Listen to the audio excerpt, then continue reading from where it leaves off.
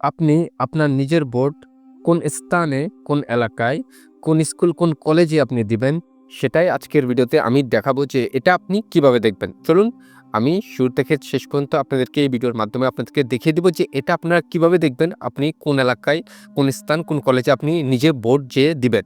তো চলুন আপনাদেরকে সরাসরি আমি দেখিয়ে দিচ্ছি।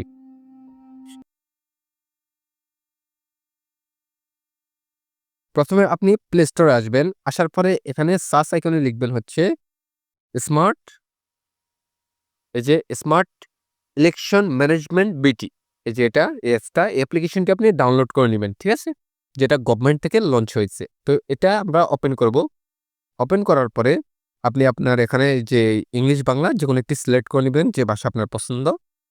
সিলেক্ট করার পরে আপনি অ্যাপ্লিকেশনের মধ্যে প্রবেশ করবেন। তারপরে এখানে আপনি থ্রি ডটে ক্লিক করবেন। তারপর এখানে ন্যাশন এই যে ন্যাশনাল পার্লামেন্ট ইলেকশন এখানে ক্লিক করবেন। ঠিক আছে? তারপরে আপনি সরাসরি এই পেজে আসবেন। আপনি এখানে ক্লিক করার পর থ্রি ডট মেনুতে ক্লিক করার পর আপনি এই পেজে আসবেন। এটাতে আসার পরে এখানে দেখুন শুরুতে একটি অপশন দেখা যাচ্ছে, যেটা হচ্ছে verify if you are a voter for this election. এখানে ডিটেইলস আপনি ক্লিক করবেন। ডিটেইলসে ক্লিক করার পরে এখানে শুরুতে আপনার যে এনআইডি আছে, এনআইডির যে কোডটা সেটা এখানে দিবেন, এনআইডি নাম্বারটা দিবেন, তারপর আপনার ডেট অফ বার্থটা এখানে দিবেন। দেওয়ার পরে ভেরিফাই দিলেই দেখবেন আপনার সমস্ত কিছু শো করবে। আমি আমারটা দিয়ে এখানে শো করাচ্ছি।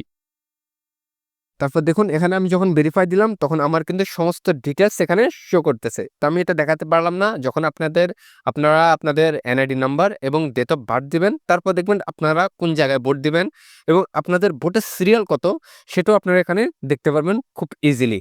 তো এভাবেই কিন্তু আপনারা আপনাদের নিজের যে কাঙ্ক্ষিত যে ভোট সেটা কোথায় দিবেন সেটা আপনি এখানে দেখতে পারবেন খুব সহজে।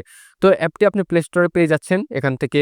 আর আপনার হতাশ হওয়ার কোনো কারণ নেই যে আপনি কোথায় যেয়ে ভোটটা দিবেন। তো ভিডিও এতটুকুই। আশা করি এই ভিডিওটি আপনার অনেক উপকারে এসেছে। আসলে অবশ্যই চ্যানেলটি সাবস্ক্রাইব করবেন। আল্লাহ হাফেজ।